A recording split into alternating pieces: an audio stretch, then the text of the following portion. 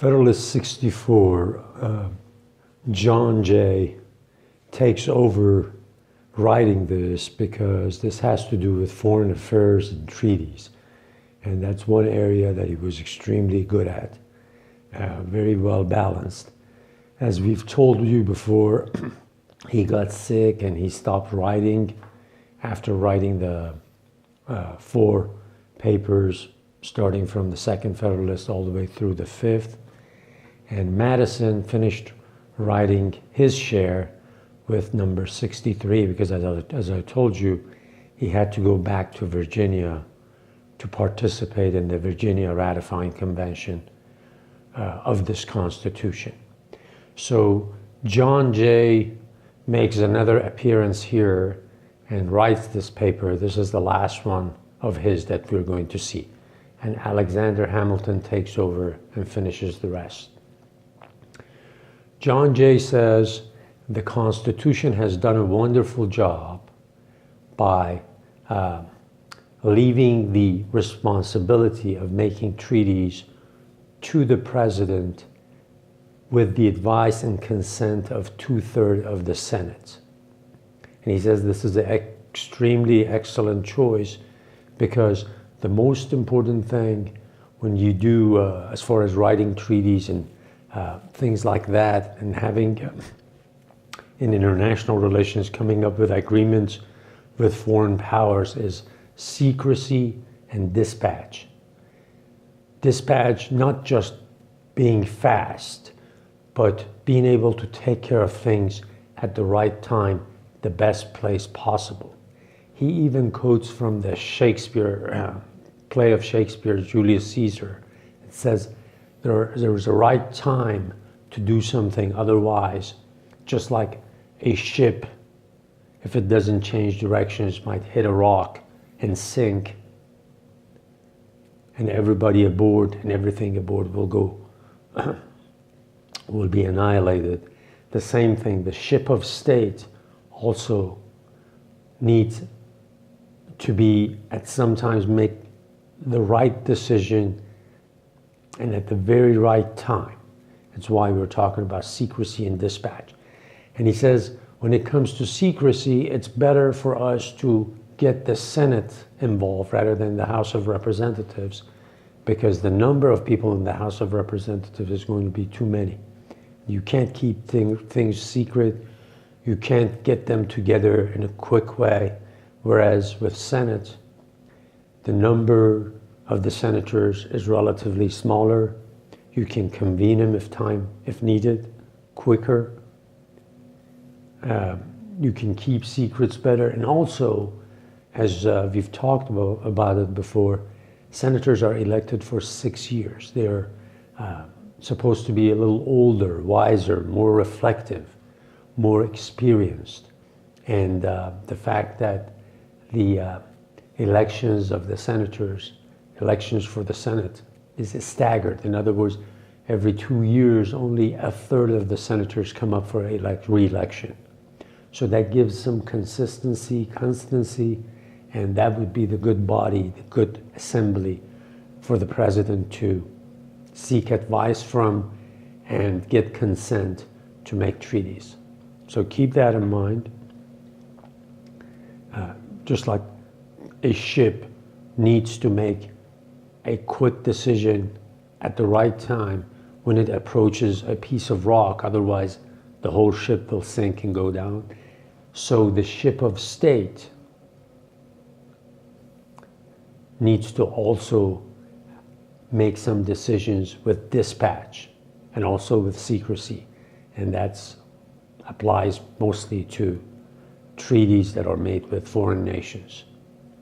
And when also foreign nations know that it is the Senate that's going to give its consent, and they see the Senate as a body it's an assembly that's supposed to be more consistent and stable than the House of Representatives would be, they would look at the treaty as if you really mean it, as if you're really in it, and they don't have to worry about government changing hands, and deciding that this is not a good treaty, we don't want to even deal with it. So it works best both ways. So let me just go ahead and start reading it. John Jay wrote this on March 5th of 1788.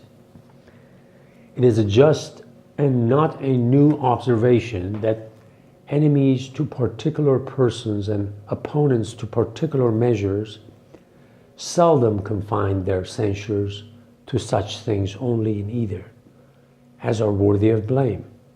Unless on this principle, it is difficult to explain the motives of their conduct, who condemn the proposed Constitution in the aggregate and treat with severity some of the most unexceptionable articles in it. And he says, this is the part that sometimes they are condemning us for, they are finding fault with. And he's going to quote from the Constitution. The second section gives power to the president and by consent and with the advice and consent of the Senate to make treaties provided 2/3 of the senators present concur. Notice it says, the Constitution says 2/3 of the senators present concur. The power of making treaties is an important one, especially as it relates to war, peace, and commerce. And it should not be delegated but in such a mode and with such precautions as will afford the highest security, that it will be exercised by men the best qualified for the purpose and in the manner most conducive to the public good. The conventions appears to have been attentive to both these points. They have directed the president to be chosen by select bodies of electors to be deputed by the people for that express purpose, and they have committed the appointment of senators to the state legislatures. This is very important. Keep in mind that till the second decade of the 20th century, senators were appointed by state legislatures. This mode has in such cases vastly the advantage of elections by the people in their collective capacity as a state, where the activity of party zeal taking advantage of the supineness, the ignorance, and the hopes and fears of unwary and interested often places men in office by the votes of a small proportion of the electors.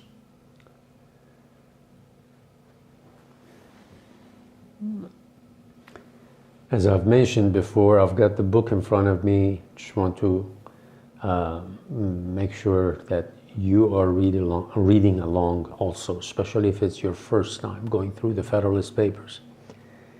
The next paragraph, as the select assemblies for choosing the president, as well as the state legislatures who appoint the senators, will in general be composed of the most enlightened and respectable citizens, there is reason to presume that their attention and their votes will be directed to those men only who have become the most distinguished by their abilities and virtue, and in whom the people perceive just grounds for confidence. The Constitution manifests very particular attention to this subject.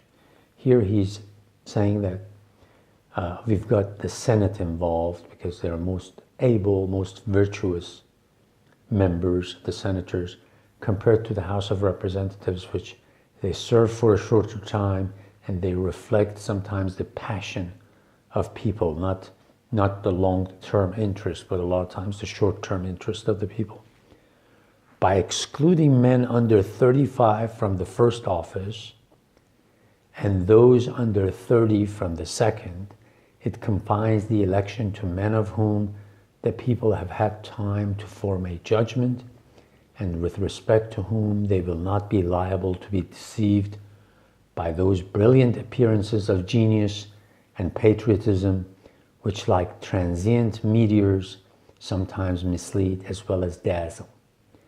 If the observation be well founded, that wise kings will always be served by able ministers, it is fair to argue that an assembly of select electors possess in a greater degree than kings the means of extensive and accurate information relative to men and characters.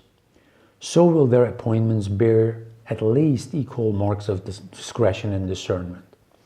When he mentions 35 and 30, he's talking about the age of the qualifications for the age of the president as well as the senators. The inference which naturally results from these considerations is this, that the president and senators so chosen will always be the number of those who best understand our national interests, whether considered in relation to the several states or to foreign nations, who are best able to promote those interests and whose reputation for integrity inspires and merits confidence. With such men, the power of making treaties may be safely lodged. So that's why we've got the president and the senators involved in making treaties, because of dispatch, secrecy, the wisdom of the bodies, wisdom of the assembly, of the Senate, and stability and constancy. That is very important. Okay, we'll read the rest in the next part.